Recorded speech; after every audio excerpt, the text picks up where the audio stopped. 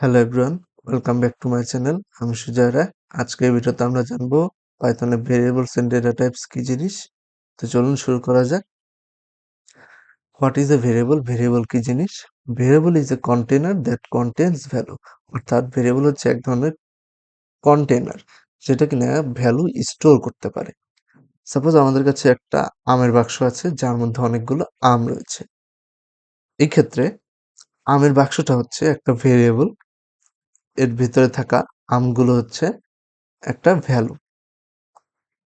So একটা ভেরিয়েবলের মধ্যে এক ধরনের ডেটা টাইপের ভ্যালুই স্টোর করা যায়। আর ভেরিয়েবলের নামকরণের কিছু রুলস রয়েছে, তো চলুন সেটা দেখে নিই। Rules for naming variables. ভেরিয়েবলের নাম সবসময় লেটার বা আন্ডারস্কোর দিয়ে শুরু করতে হয়। ভেরিয়েবলের নামের মাঝখানে কোনো স্পেস থাকা যাবে না। ভেরিয়েবল নাম একটা কেস সেন্সিটিভ জিনিস, অর্থাৎ এখানে ছোট হাতের নেম আর বড় হাতের নেম দুইটা সেপারেট জিনিস। আর আমরা পাইথনের রিজার্ভড কিওয়ার্ড গুলো ইউজ করতে পারবো না, যেমনটা ইফ, ফর, হোয়াইল, এগুলো হচ্ছে পাইথনের রিজার্ভড কিওয়ার্ড। এগুলো আমরা কখনোই ভেরিয়েবলের নাম হিসেবে ইউজ করতে পারবো না। তো চলুন আমরা কিছু এক্সাম্পল দেখে আসি। সো প্রথম রুলসটা কি ছিল, যে প্রথমেই স্টার্ট করতে হবে কোনো লেটার বা আন্ডারস্কোর দিয়ে। সাপোজ আমরা লেটার দিয়ে শুরু করছি বা ওয়ার্ড দিয়ে, সাপোজ নেম দিয়ে শুরু করছি। নেম ইকুয়ালস টু আমার নামটা স্টোর করব, সুজয় রয়। ওকে, অ্যান্ড দেন এটাকে যদি আমরা প্রিন্ট করি, প্রিন্ট প্রিন্ট নেম, তাহলে এটা কিন্তু আমাদের সফলভাবে রান করবে। এই যে সুজয় রায় প্রিন্ট হয়ে দেখাচ্ছে। এখন যদি আমরা এর সামনে আন্ডারস্কোর দিই, তাহলে আন্ডারস্কোর আমাদেরকে ভ্যালিড আউটপুট দেবে, কারণ এটা অ্যালাউড। সো আমরা এটাকে যদি রান করি, তাহলে আবার সুজয় রায় দেখাবে। ইয়েস, সুজয় রায় দেখাচ্ছে। ওকে, এখন আমরা কি ভেরিয়েবলের নামের আগে কোনো স্পেশাল সাইন বা নাম্বার ইউজ করতে পারি? অবশ্যই না। আমরা যদি কোনো ডলার সাইন দেই, সাপোজ ডলার সাইন দিয়ে ডিক্লেয়ার করলাম ভেরিয়েবল নেমটা, এক্ষেত্রে আমাদের সিনট্যাক্স এরর দেখানোর কথা। ইয়েস, সিনট্যাক্স এরর দেখাচ্ছে আমাদেরকে, অর্থাৎ এটা আমরা ইউজ করতে পারি না। আমরা কোনো নাম্বারও ইউজ করতে পারি না। সাপোজ ওয়ান নেম দিচ্ছি, এখানে ওয়ান নেম, এটা যদি রান করি, তাহলে এটাও আমাদেরকে সিনট্যাক্স এররটাই দেখাবে, কারণ এটাও ভ্যালিড না।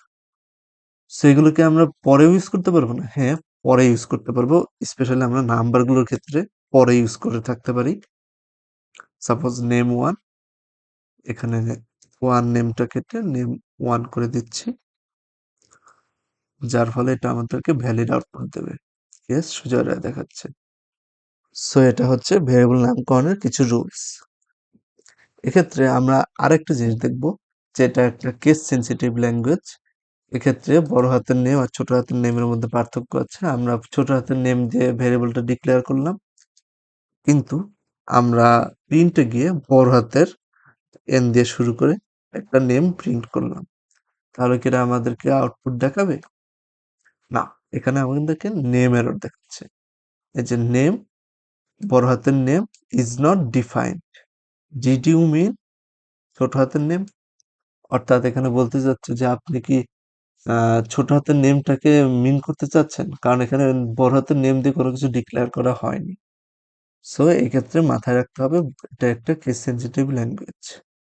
Data types in Python. পাইথনে কিছু ডেটা টাইপস আছে যেগুলো আমরা অলওয়েজ ইউজ করে থাকি। তার মধ্যে প্রথমে আছে একটা স্ট্রিং, যেটা কিনা টেক্সচুয়াল ডাটা স্টোর করে।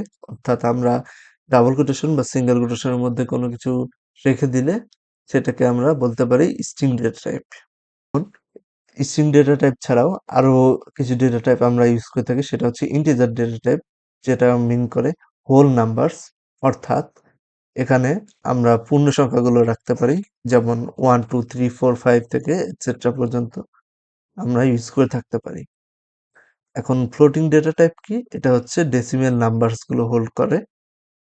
সাপোজ দশমিক সংখ্যার কিছু নাম্বার 5.2, 6.1, 9.3, এগুলো হচ্ছে দশমিক সংখ্যার নাম্বার।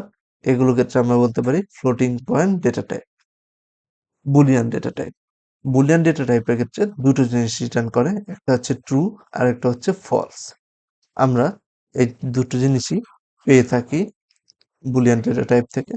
একটা জিনিস মাথায় রাখতে হবে, বুলিয়ান ডেটা টাইপে ট্রু এর টি-টা বড় হাতের হতে হবে এবং ফলস এর এফ-টা বড় হাতের হতে হবে, না হলে এটা আমাদেরকে এরর থ্রো করবে। চলুন দেখে নিই কিভাবে কাজ করে এটা। সাপোজ আমরা নেম নামে একটা ভেরিয়েবল নিয়ে নিচ্ছি, যার মধ্যে স্ট্রিং ডেটা টাইপ রাখবো, সেই জন্য আমরা ডাবল কোটেশন দেবো। সিঙ্গেল কোটেশন দিলেও হবে, আমরা ডাবল কোটেশন দিচ্ছি। আমার নামটা স্টোর করতেছি, আমার নামটা স্টোর করা হয়ে গেল। এখন আমরা একটা ভেরিয়েবল নেবো এজ নামে, যেটার মধ্যে আমরা স্টোর করবো একটা ইন্টিজার ডেটা টাইপ, সাপোজ 23। এরপর আরেকটা ভেরিয়েবল নিয়ে নেব সিজিপিএ, যেখানে আমরা স্টোর করতে পারি 3.97, যেটা কিনা একটা floating data type. And finally আমরা ইউজ করতে পারি বুলিয়ান নিয়ে, বুলিয়ান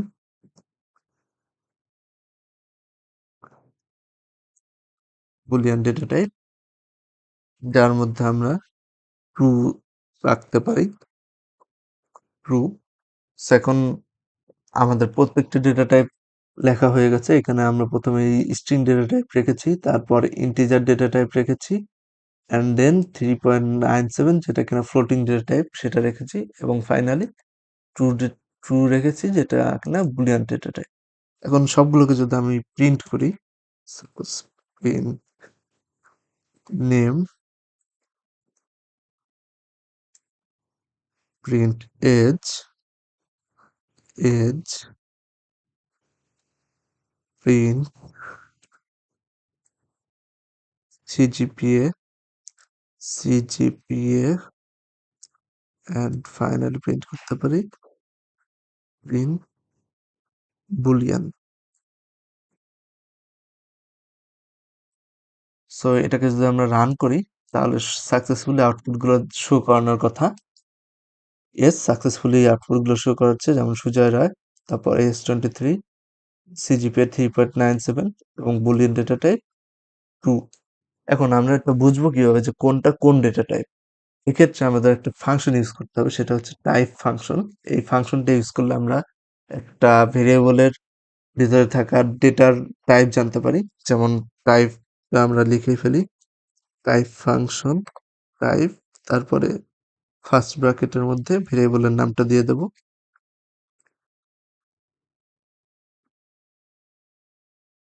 পরেরগুলোর ক্ষেত্রেও একই কাজ করব। টাইপ এজ,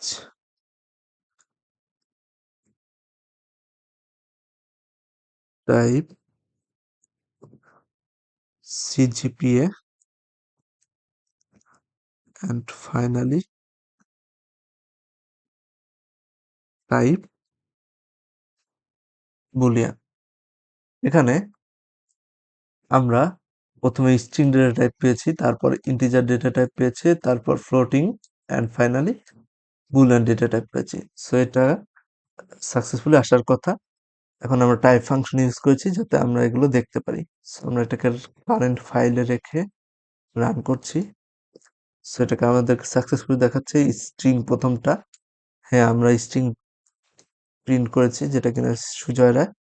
এজ প্রিন্ট করেছি ইন্টিজার, সিজিপি প্রিন্ট করেছি ফ্লোটিং পয়েন্ট, এবং বুলিয়ান প্রিন্ট করেছি বুল। সো আশা করি এটা বোঝা গেছে। ডেটা টাইপস এর পাশাপাশি আমরা কিছু অ্যাডভান্স ডেটা টাইপ জেনে রাখতে পারি, যেমন লিস্ট, টাপল, সেট, ডিকশনারি। এগুলো আমরা সামনের লেকচারগুলোতে ভালোভাবে পড়বো, কিন্তু এখন একটু জেনে রাখবো যে লিস্টের মধ্যে অনেক ধরনের ডেটা টাইপ হোল্ড করা যায়। সো এক্ষেত্রে আমরা এক একটা ডেটা টাইপকে বা এক একটা ভ্যালুকে কমা দ্বারা সেপারেট করতে পারি এবং স্কোয়ার ব্র্যাকেট দিয়ে ক্লোজ করতে পারি, এনক্লোজ করতে পারি। আর টাপেলের ক্ষেত্রে একই জিনিস, খালি প্রকাশ করার পদ্ধতিটা আলাদা, সেটা হচ্ছে ফার্স্ট ব্র্যাকেট ইউজ করা। আর সেটার ক্ষেত্রে থার্ড ব্র্যাকেট ইউজ করে আমরা এই কাজটা করে থাকতে পারি। আর ডিকশনারির ক্ষেত্রে একটা কি ভ্যালু পেয়ার দেখা যায়, অর্থাৎ বাম পাশে কি থাকে এবং ডান পাশে ভ্যালু থাকে। অনেকটা ভেরিয়েবল এবং ভ্যালুর মতোই কাজ করে এই দুইটা।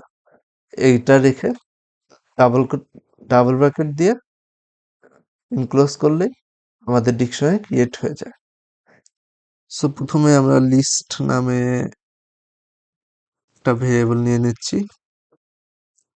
লিস্ট ইকুয়ালস টু, আমরা স্কোয়ার ব্র্যাকেট ইউজ করব, এর মধ্যে দিয়ে দেব 1, 2, 3, 4, 5।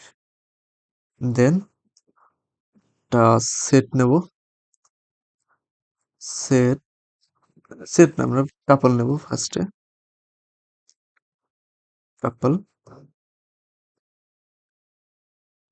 ইকুয়ালস টু ফার্স্ট ব্র্যাকেট, এর মধ্যে 1, 2, 3, 4, 5, and then সেট দিতে পারি।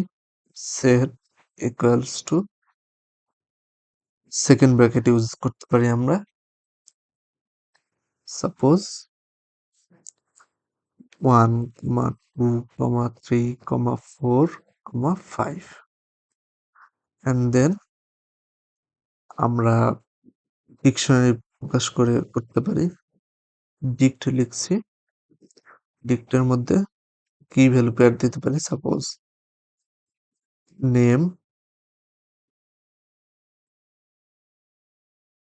এর ভ্যালু হচ্ছে সুজয়, সুজয়।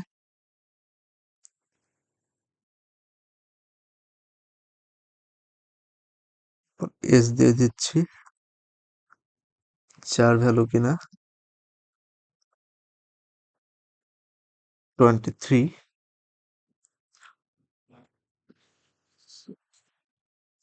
সো এগুলো যদি আমি প্রিন্ট করি, print list, then print tuple,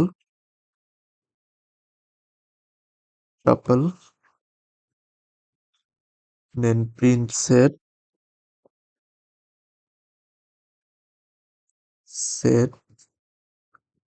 and finally print করতে পারি ডিক।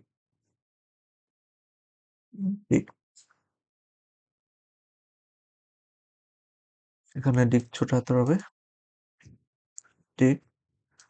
দেন এটাকে যদি রান করি, তাহলে একটা এরর দেখা দিচ্ছে, নেম ইজ নট ডিফাইন্ড। এখানে নেমের ক্ষেত্রে আমরা ইউজ করতে পারি সেকেন্ড কোটেশন, এজের ক্ষেত্রেও সেকেন্ড কোটেশন ইউজ করতে পারি, সেটা এটা আমাদেরকে সঠিক আউটপুট দেয়। সেটাকে যদি রান করি, তাহলে আমাদের প্রথমে লিস্ট আকারে দেখাচ্ছে, তারপরে টাপল আকারে দেখাচ্ছে, তারপর সেট আকারে দেখাচ্ছে, তারপর কি ভ্যালু পেয়ার হিসেবে ডিকশনারি আকারে দেখাচ্ছে। আজকের ভিডিও এই পর্যন্ত। আমার ভিডিওটা যদি ভালো লেগে থাকে, please subscribe to my channel. আমার ভিডিওটাকে প্রচুর লাইক করুন, শেয়ার করুন, কমেন্ট করুন। কোনো কোয়েরিজ থাকলে, থ্যাংক ইউ সো মাচ।